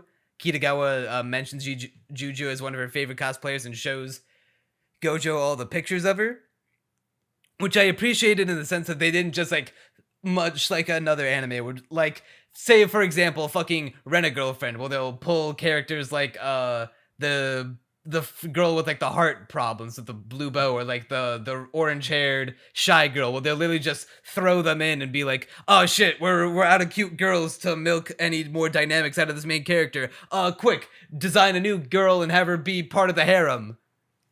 I like that they at least introduced her in the context of the world of My Dress Up Darling before she gets thrown into the main character's face pussy first. Yeah, that is a very good touch. And I will say that on like a sort of somehow I'm forgetting the word. I don't know. On a basic level, I do like that the show is trying to introduce a new character. Because, we've gone 5 episodes with basically just Gojo and Kitagawa. And it's like, I'm not tired of their dynamic. There are 3 characters in this show. So before Sajuna, there's Gojo, there's Kitagawa, and then there's Gojo's grandfather. Pretty much. And it's not that I'm getting tired of their dynamic at all. But it's that, I can see it eventually. Man was not meant to live off of 3 characters in one show. Yeah. You need a little variety. Yeah. So, I like that they're at least trying to add more characters, and it's not a completely failed attempt, but maybe I'll eventually like Sajuna, but for now she puts me off.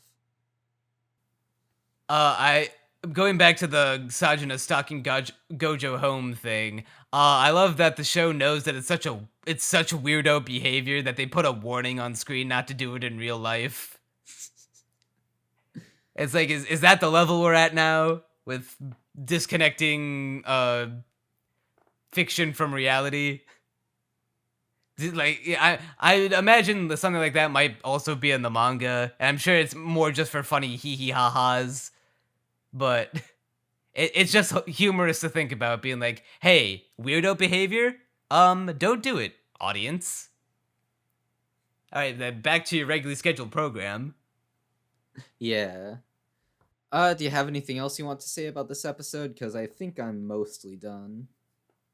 Just a couple more notes. I like that the next show that they're basing their cosplay off of, this Flower Princess Blaze show, it's literally just Magical Do-Re-Mi, but and it's called something different. They're just riffing on it, and I appreciate that once again. This is Cloverworks going above and beyond with their anime adaptation, going as far as to not only not just do like clips of the show, like just short clips. They animated like whole minutes on end of various cuts of different episodes to make it believe like this could be a show in our real life. Like Flower Princess Blaze could be a real anime in our lives. Well, that's sort of getting into episode 7, because episode 7 has some long cuts of animation from this made-up show, which I guess we'll get to soon enough. Yeah, I love when shows, like, regardless of the medium, do that show within a show type thing, and, like, because, like, it already takes so much brain power and creativity to make a good show or whatever on its own, but then to design a micro show and put it in the universe of the show that you're currently watching and make it seem, like, believable that it can exist in this reality and could have as much effort put into it as the show that you are currently watching. Like that's the good shit. It's like when you see Fafnir and Dragon Maid playing what looks to be like KyoAni's attempt to recreate Dark Souls in like a 3D in the 3D engine. That's the good shit. Mm-hmm. The last note that I have from this episode, the last 2 notes rather, is that I like the line that Kitagawa has, where she says, "I've got nothing against people cosplaying whoever they want to, but she personally values the images of characters and doesn't want to cosplay outside her ballpark. Like, she doesn't want to cosplay short characters or characters that she feels she couldn't be a service. She couldn't, like, deliver a service of." Yeah, that was definitely a good line, and I also liked Sajuna's reaction to it, where she was like, "Oh, I totally get that."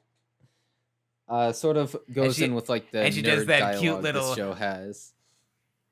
Yeah, she does. Like, speaking of nerd dialogue, the one that I related to the most from this episode was when they're talking about the 2 dudes who are childhood friends of the girl that Sajuna wants to cosplay as in the fake Magical Girl show, and they say that they're oh yeah, she said that the 2 dudes are dating, and Gojo's like, wait, what?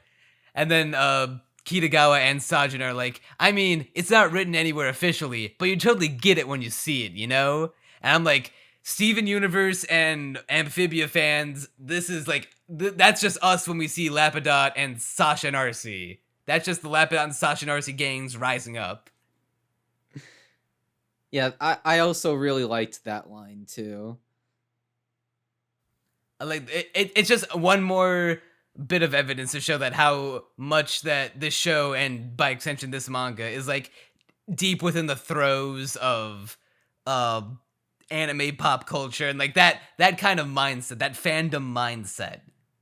Like you could see a person like I've never said aloud, I mean, it's not written anywhere officially, but you totally get it when you see it. Like, I feel that way about fucking, like, Lapidat and Steven Universe, where it's like Lapis and Peridot didn't end up canonically getting together, but, like, you can tell that they wanted to so bad. But they for one reason or another, they just didn't, like, pull the trigger. But, like, you can see all the seeds that they plant. Alright, now we're moving on to the final episode. We got Sajuna commissioning Gojo to make her that cosplay outfit for the Magical Doremi show, and I like going back to the show within a show thing. I even like that they even went as far as to make up the lore of this show by having Gojo. It's just for a couple seconds, but they put it up on a Wikipedia page. They called the subtitles that I had said that it was made by Toei Animation, where instead of like Toei as we know it, it's TOH-A, and you read it as Toei. Like, that's I didn't even cute. notice the Wikipedia article.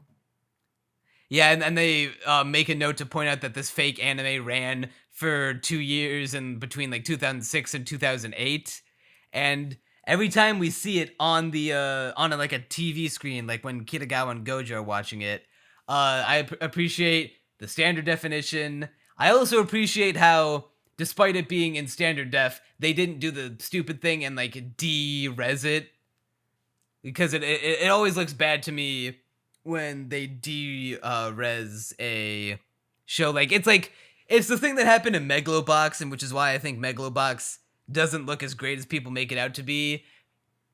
Like, you know the aesthetic that they went with Megalobox, right? I have no idea what Megalobox is. That boxing anime? I have never heard of it, genuinely. The I'm one looking where it up like right the now. dudes have they have like the robot arms, and how it was purposefully made to look like a retro anime.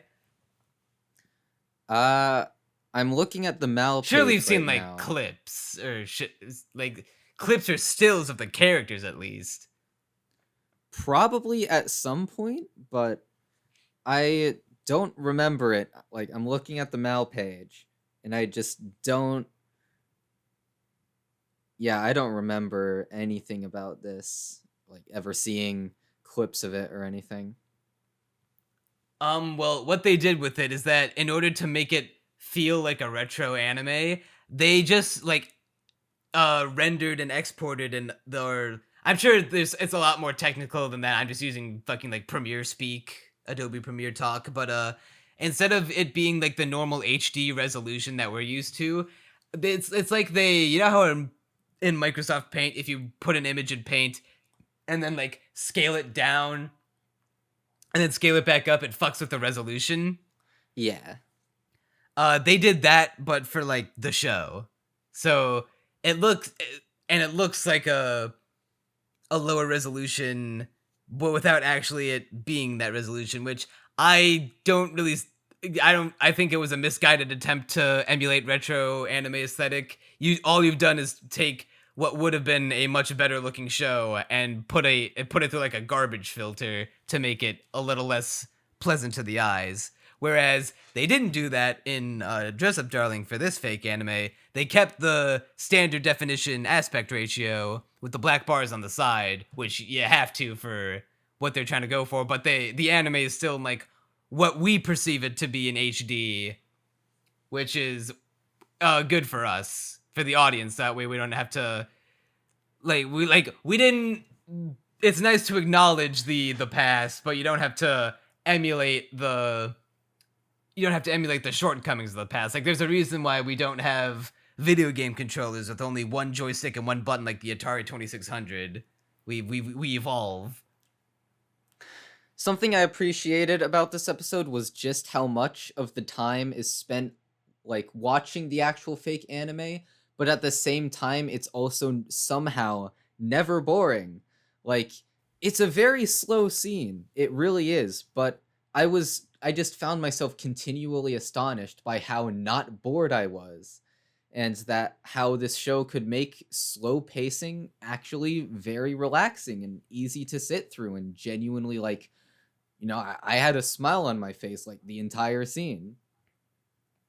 It's funny that you bring that up about the fake anime being not boring. I was surprised by how much of it that they showed to us. Like I wouldn't be surprised of them showing in universe to Gojo like ultimately 30 seconds of it in total, and him just like being like, oh yeah, I totally get it. No, they want to sell us on how much like Gojo is studying and observing and absorbing all of the information, all of the aesthetics, and especially like the fashion sense and the feel of Flower Princess Blaze.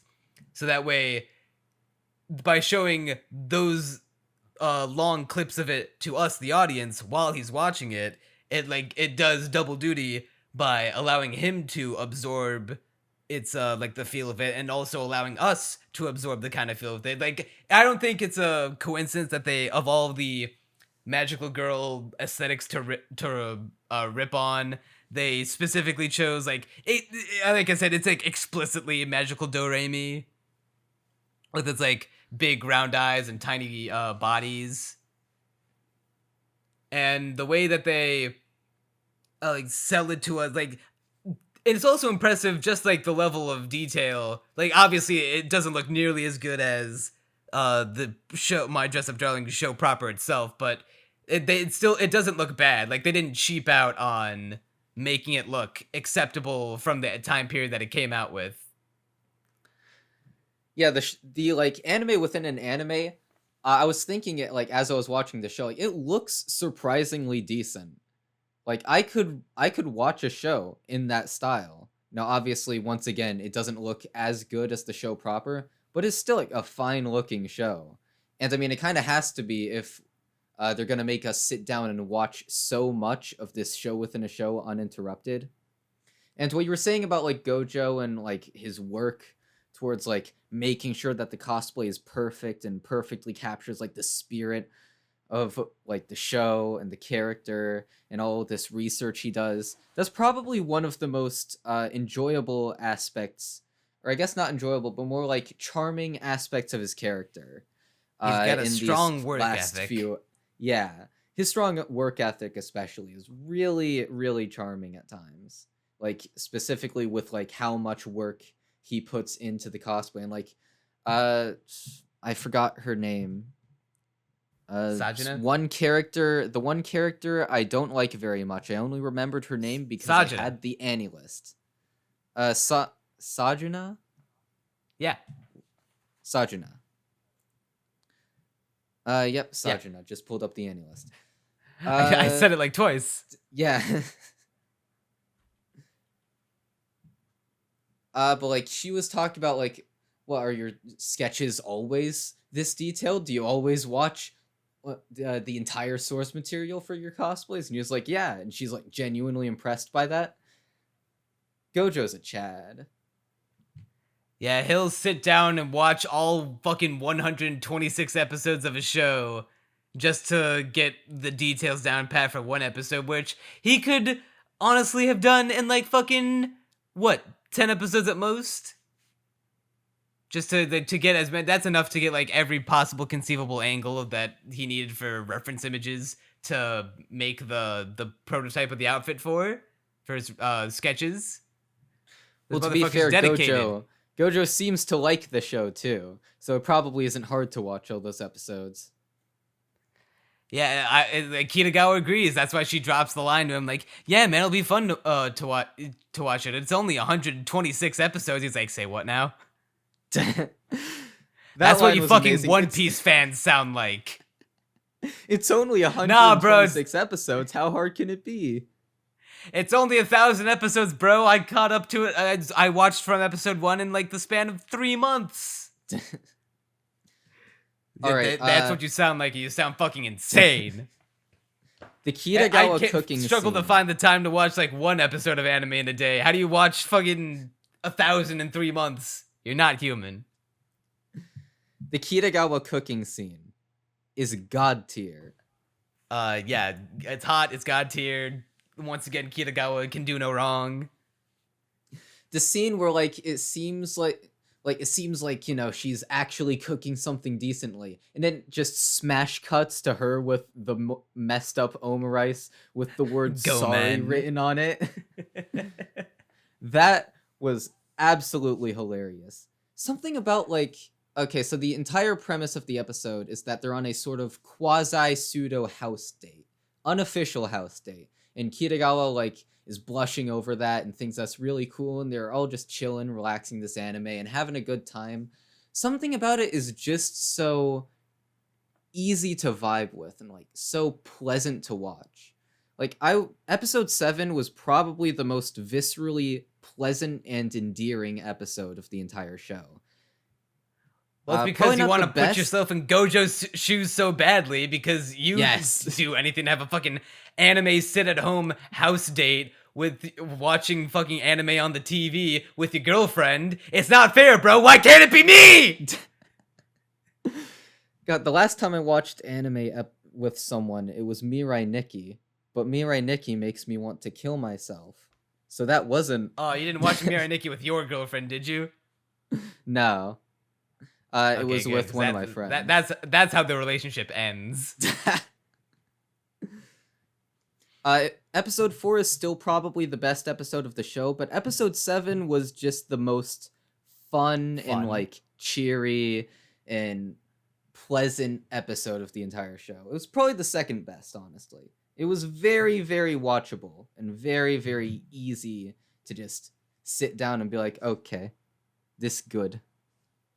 Crunchy, it almost comes off to me as if you have a vendetta against the fan service. You keep brushing over all of the fucking the hottest fucking shit in the world, where Kitagawa bursts open the door without her colored contacts in and her bra halfway down her arm, and you can see her tits like poking out through like the indents in her bra, and then we flash back to her talking about her bust point and like teasing Gojo about it, and then like he just now is able to like visually see it in his head, and then we see the gag of Kitagawa gets embarrassed, not because of that, but because she doesn't have her colored contacts in. That was a very funny gag, admittedly. I just like, I like sexuality in characters in general. It's one of my favorite like themes or aspects of a character could have for me. And just seeing that Kitagawa has like pretty much no qualms about being seen in any state of undress, but like it's her, it's like personal things like her colored contact, like she just can't stand, like that's like the point of no return, like that's to her is like, oh no, you saw my tits and pussy, oh god. Her not caring about being seen undressed is why Gojo should have seen her naked before her name Sajina. Sajina. I'm call her so Juju. good. Juju, there we go. That's easy to remember. Gojo should have seen Kitagawa first. This is heresy. Don't worry, I'm sure there's gonna be some kind of scene. There's just gotta be in the next 5 episodes where we get some shit like that. I hope so.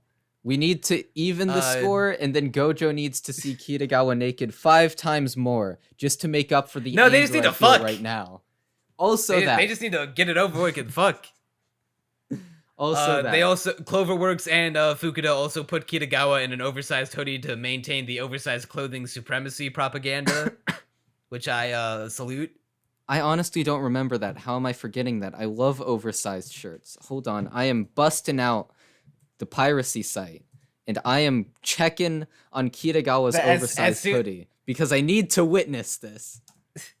It's like it's a little too big for her arms, like the sleeves are like a little too long, so her hands aren't coming, like her hands don't come out of the sleeves unless she like makes them and rolls them up a little.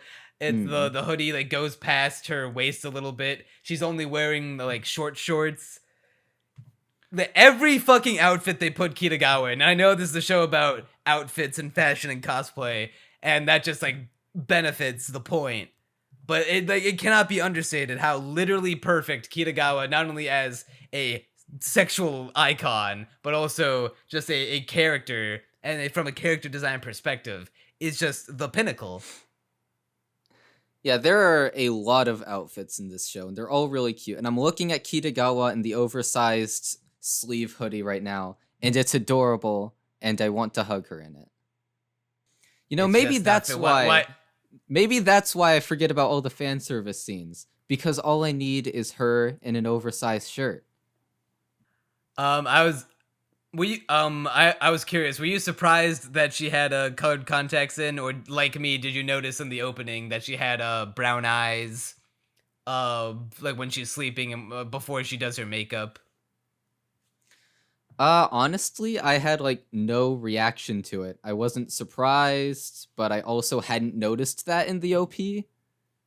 So, because I just sort of accepted weird. It immediately. I bring it up because Armagon, when he got to this episode, he was like, "Oh, I was surprised that she had those contacts in." And I was like, "Bro, I like brought it up in the podcast that I'm pretty sure her contacts are red because we see her in the opening with brown eyes." I mean, I always assumed she had contacts. I'm not sure why I assumed it. Maybe I just noticed it subliminally, or maybe I remembered it from the podcast. I mean, so, her having red eyes, like a lot of these characters have, compared to most anime with like its candy colored hair, like compared to the like even something like New Game, these characters have restrained, relatively realistic hair colors. Like obviously, Kitagawa has her god tier gradient hair with the pink tips and the blonde. She's probably dyed it blonde because she's a Gyaru, but like the red contacts, like if she just had like naturally red eyes, that wouldn't be out of the realm of possibility. It's fucking anime. They can have whatever they want. Fucking Yugi hair. You know, it But, was during what- this episode that I started to understand your thing for gradient hair. Or like, really this you should batch have of had a thing for episodes. gradient hair from fucking Dragon Maid. I should have, but this is where I began to understand it. Like, Dragon Maid turned me on to it, and now Kitagawa and My Dress Up Darling just like taking the ball and running with it. So now any character that has gradient hair color is just now automatically like upper in my it's okay in my book. Like even the fucking what's her face from what was it, Opera Girl, who had the gradient hair. It was like beige grayish, but it ended like teal. Like even that I like, even though the show's bad. Also, just wanted to point out about Kitagawa. Shout out to the brown eye havers, and the representation we're now getting within cute anime girls. I haven't noticed a real disparity with eye colors. Well, I guess I just don't pay bring attention to that. I bring it up only because usually either the way anime works is that either their eye color will match their hair color in the sake of like preserving some kind of color scheme, or they'll usually have an eye color that's it's like not a normal eye color to have. Well, actually, now that I'm saying it out loud, I'm thinking back to other anime in my mind. Maybe it's not as rare as I think it is, but I think what sticks out to me about Kitagawa's brown eyes is that like they're like brown. They're not like they're brown, but they have like a splash of yellow color. Like they have like they're like bright blue, or like they're like a deep like dark brown. They're almost like fucking vampire bat, like dark black pupil eyes. Like the way that they are like it looks not typically like how brown-eyed anime characters look. And I kind of appreciate that. Understandable. I also appreciate the gibberish that she devolves into when she sees Gojo, like the 2 times in this episode, where she just, I don't know if you had the same subtitles I did, but I watched it on Verve, and the Crunchyroll just went, you know how, well, actually, tell me what the subtitles, when she made those noises, what do they look like to you? I think I had similar subtitles to yours for this episode because it was literal keyboard spam. Yeah, it was just keyboard mashing, just and it was adorable. I'm glad that anime has finally caught up with how people on the internet speak. It was really Also, it's just funny, fucking really adorable. cute. Yeah, really adorable. Overall, solid episode. Major props to fucking Hina Sugita, who's the voice actress for Kitagawa. I was shocked to find out that this is her first main character role. She's Wait, only been really? in like the anime voice acting industry for about 2 to 3 years. And she has only had 2 supporting roles before this. This is her 3rd role, and it's her first main character role, and she's fucking killing it. That's really good for like only having done 2 roles prior. Kitagawa Yeah, has there are like, other a really, really good voicing. Yeah, her other 2 roles are like some show that has like a bad score on Mal called After Lost, which came out a couple years ago, which I couldn't tell you what it was about. And the other one, she was in some kind of Bang Dream anime. Vlusky might know a bit about this character. I know, like her character in After Lost didn't even have a picture on my anime list, so it must have been like a completely inconsequential role. But here she is with her first main role, and she's like knocking it out of the fucking stratosphere. I've got 2 more notes about this last episode. I've got to praise the sound mixing that Cloverworks did when they were like going back and forth between their sitting on the couch watching the anime and the anime playing on the screen itself, and how, I don't know if you picked up on this, but the way that the sound, the music from the show would like be a little quieter and a little faded out while they're watching the show on the couch, but then right as like they'll transition like smooth as butter, like they'll bring the audio back to the normal level that you'd expect to hear it from if you were watching the show itself. And how there's no skipping either. Oh, I noticed it, and I had like a huge appreciation. Cloverworks is putting in the fucking work, man. Between this and how beautiful Akabe Sailor uniform is, I am surprised that Cloverworks is killing it. And like neither show is suffering for it. I would think that with them working on 3 shows this season, they would suffer. And I guess maybe Tokyo 24th Ward might be suffering.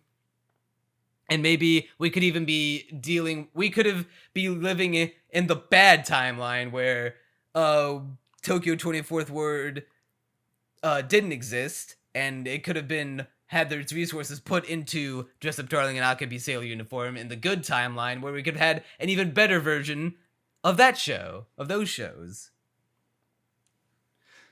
Honestly, I haven't kept up with Akabe's Sailor uniform or Tokyo 24th Ward, so I have no idea how those shows look. But this one, mucho good, even if it has declined a bit from the first 2.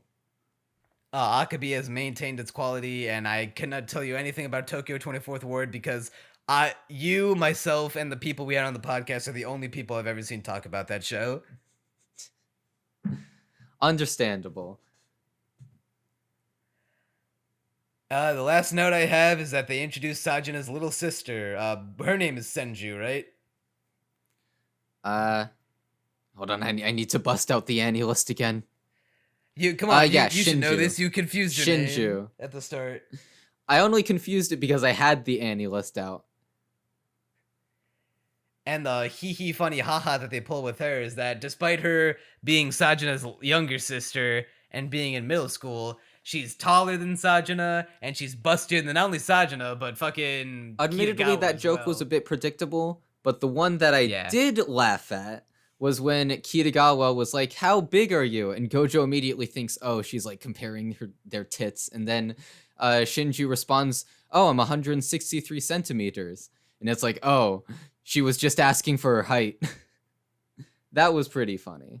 And with that, we have covered all of my Dress Up Darling that is available at the time of this recording. I think the show is incredible. It's knocking on the door of masterpiece status. It's not quite there yet. It needs like one more big like power move to get it to that point, but it is definitely an amazing show, worth your time. Right now, obviously the score is not final and this could fluctuate as the show goes on, and we will cover the rest of the show once it's done. But as for me right now, it's hovering at like a 8 to 9 out of 10, closer to a 9.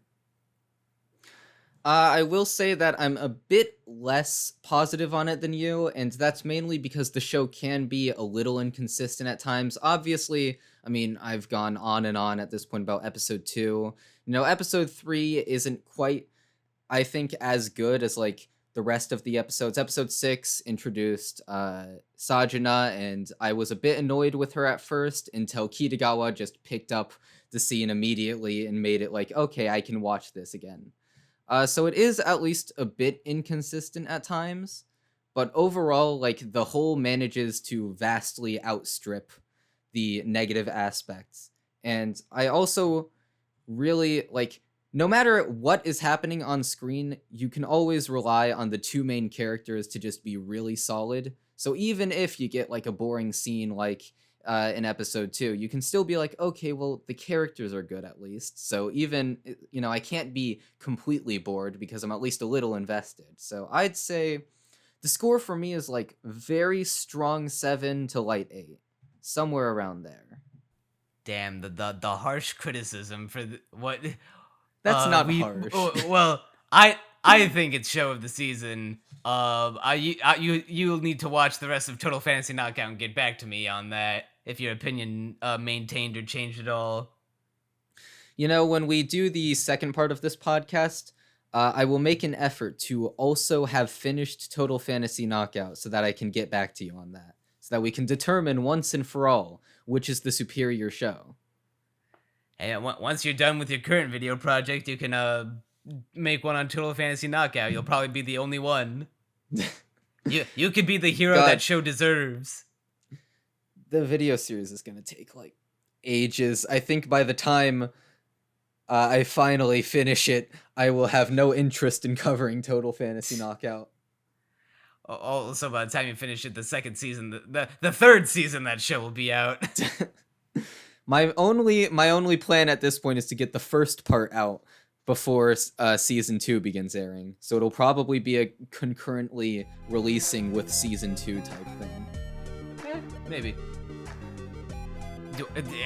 Are we allowed to tell him what it is? Oh, yeah, I don't really mind. Shield Hero review, I am attempting to make one. It's going mixed. As for projects I'm currently working on right now, I'm still hard at work at the Deathloop review. I'm also trying to find a way to debut the seasonal Shepherd show on my channel. I was trying to experiment, like, if I wanted to do a podcast about My Dress Up Darling first, or if I wanted to do an episode about My Dress Up Darling first, because this is obviously unscripted and more, like, off-the-cuff, point-blank thoughts and ideas with just, like, some notes as guidelines, whereas the video would be heavily scripted and edited. But I'll see how that goes. The podcast does take away from editing my own videos, but I don't mind at all because the podcast has helped taking the channel off the ground. So don't forget to like, comment, and subscribe, haha. Subscribe, or else. I can't think of a joke in time, but... I realized we didn't do enough call to actions in these podcasts, and maybe that's why the sub counts haven't been going up. So maybe if we tell the audience to hit the like button, smash the subscribe button, and leave a comment telling us what you think about My Dress Up Darling, and if you love and or hate it, maybe the engagement will go up, and maybe this podcast will reach 1,000 views. Smash that like button like you smashed those organs. That's whoa. about all I have. All right, I think nope. I hear it right now. I hear the police sirens. Oh, off the in sirens. distance. Yeah, we gotta get the fuck out of here. We gotta get you to the safe shelter. It's okay. It's birds. Nope, It's birds, nope. They're man. knocking on the door. They're knocking on the door right now. Yeah, That's just you a hear ferret, that? NeonManta. It's they're- okay. they're breaching I'm the not door. We being gotta get the taken fuck away. outta here. It's just a ferret, Uh, NeonManta. No, we gotta get the fuck out of here. I'm NeonManta. And I'm Crunchy Bagels. You'll see us next time. We gotta get in the bunker, dude. We gotta go. It's a ferret, right, NeonManta? It's a right.